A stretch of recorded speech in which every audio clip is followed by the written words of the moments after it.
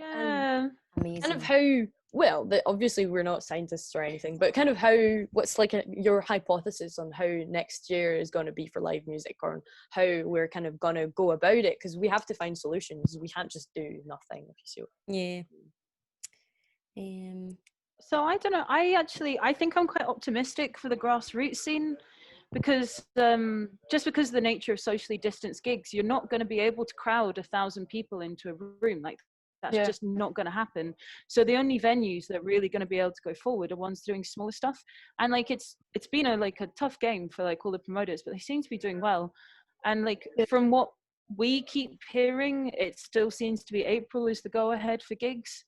So assuming that happens, I think it could be really optimistic, you know?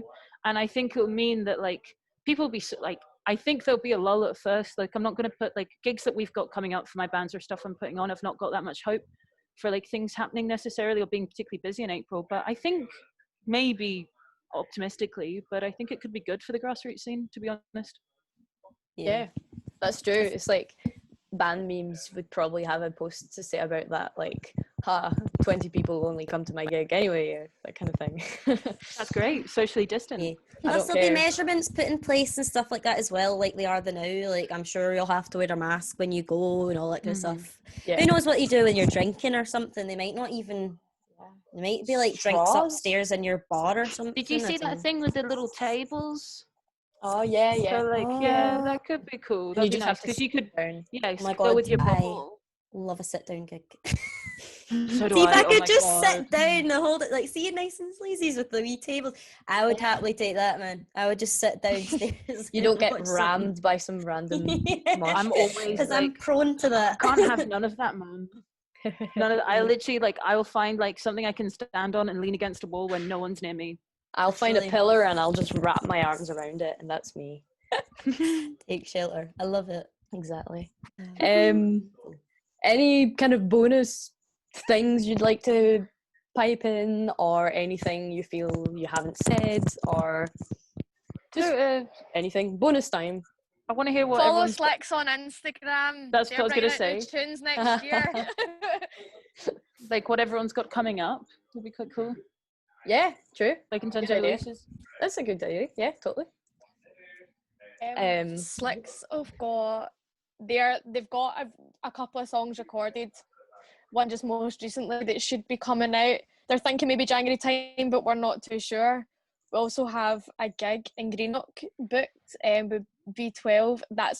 It was meant to be a social distance one during lockdown, but then the restrictions got moved just like at the wrong time. So we're looking at March, but it's not looking very hopeful. What's the venue? But hopefully. It's actually in a hotel in Greenock, which is different from what they would usually do. Usually it's somewhere like Harwood's, and different like smaller venues in Greenock, because that's where the boys are from. Even though they do a lot of Glasgow gigs, they've got a very good relationship with the local promoter to do stuff there. But this one's in a hotel, so it'll be different to see. I think it's probably really so they good. Can get it socially distanced. Yeah. I like gigs, I don't know, like EP and single launches in like venues that you wouldn't expect. I always think are really cool. Like Civic House is really expensive to hire, but I love it. I think it's great. I think it's really important to stick to your like hometown, because the Glasgow scene is oversaturated. So being able to be like, we'll do gigs in Glasgow, but hey, we're the Greenock band.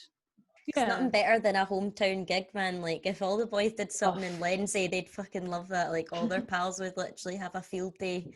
That's why I'm always saying they should go out a forest or something. Honestly, it's always so good to self-promote your hometown gigs, because you just make a fucking bomb, man. It's like sickening the amount of money you make. And then when you're in like Glasgow or somewhere else and you're like doing a pro and you're like, oh, maybe we'll give you 100, 150 if you fancy. And you're like, pah. Who else has got anything coming up? What are Moskow Mule doing? Yeah. So we have literally, this is the thing, it's so difficult right now because we need to save up money so we can record. It's all out our own pocket most of the time. That's kind of why they asked me to help out, because I said I would love to help out, and they were like, well, every time we play a gig, we spend the money on booze, so we need someone to take our money. So I keep the money kept away. Oh, that's such a and thing, hiding the fee. Yeah, so like doing stuff like that, like we started selling t-shirts obviously during lockdown. I spray painted all the t-shirts myself. I've got tote bags sitting there, but we're going to save them for a gig because it'd be easier to shift than just doing it all online. And I thought there's no point in selling more merch if we haven't got more songs. And they're now a 6-piece because Kieran came back from France, so we didn't really want, we had Ewan that was replacing Kieran for the time being, and I didn't think it was fair to just go, right, fuck off now, like, that's your time. And Ewan's amazing at what he does. He's also in another band called Vemedallen, which is really good.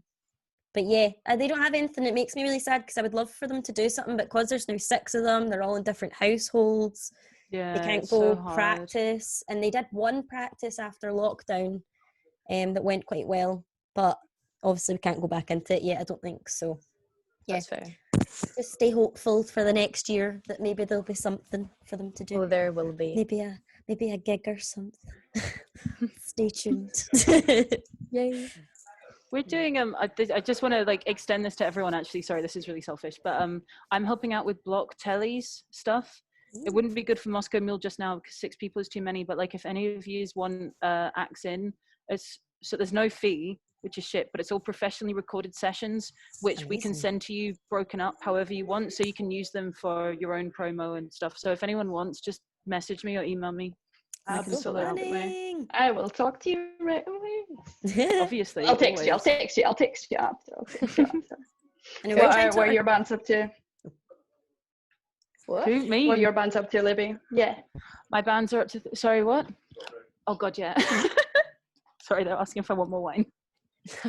So, always, it's my night off. Why would they even ask? Goth Girlfriend, we have some, hoping to put out a Christmas tune, hoping to make a music video. Amazing. We've got, yeah, we've got, I know, oh yay! We've got singles coming up. Christmas is saved. I know, absolutely. And then Bikini Body have really exciting stuff. I've honestly, like, I kind of like geek out over them, man. I love them so much.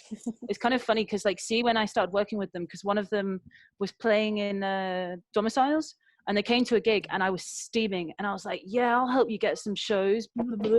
And they sent me the demos, and I never listened to them. And I was sitting outside Chinaski's having a smoke, and I put it on, and I was like, this is fucking incredible. And so I'm so excited, man. So we've got a single coming out soon that will be, it's incredible. It's you can watch it on their live stream, but we've got a couple singles coming out, music videos coming out. We're going to be doing some JTS shows.